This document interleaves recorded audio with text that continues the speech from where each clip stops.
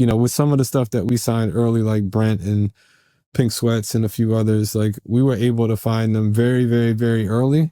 We were able to make great deals. Brent's management team was amazing. Jane and Ty. Like, amazing. Incredible. Like, amazing partners for us. Like, couldn't scratch the surface without those guys. PK, and just, you know, people of integrity and you know, like even Pink Sweats and his team, him as an individually, like wildly talented. Good dude too. Really good, guy, solid dude. Yeah. We found good partners early. And I was going to ask you that, how important is it just important to have not only a great artist that you believe in that is going to do the work as it is for them to have a great manager?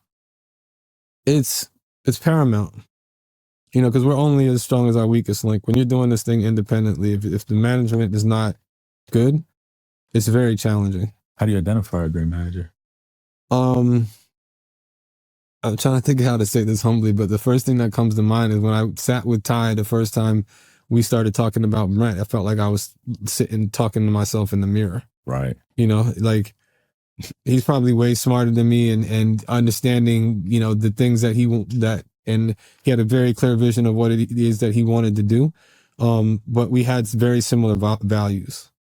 You know, like our values, we were very much aligned in terms of our values and the way in which we were looking at the music business. Yeah. And I felt like having a very similar North Star and then having this amazingly talented artist just made a lot of sense. And then kind of got connected with Jane and PK and the rest of the crew. And like, it was an extension of him. And, you know, it was, you know, we don't have the success that we had with Brent without management. Yeah.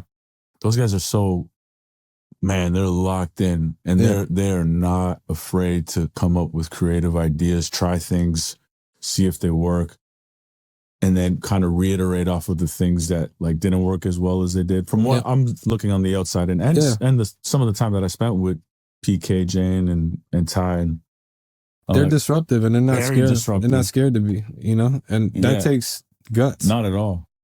And that was what I saw with Ty when we first met. He's fucking fearless. Yeah. You know, and that's just, I get excited about that. I'm like, oh, this dude don't give a fuck. Like, he's ready to shake shit up. And, you know what I'm saying? Like, he's really going for it. Like,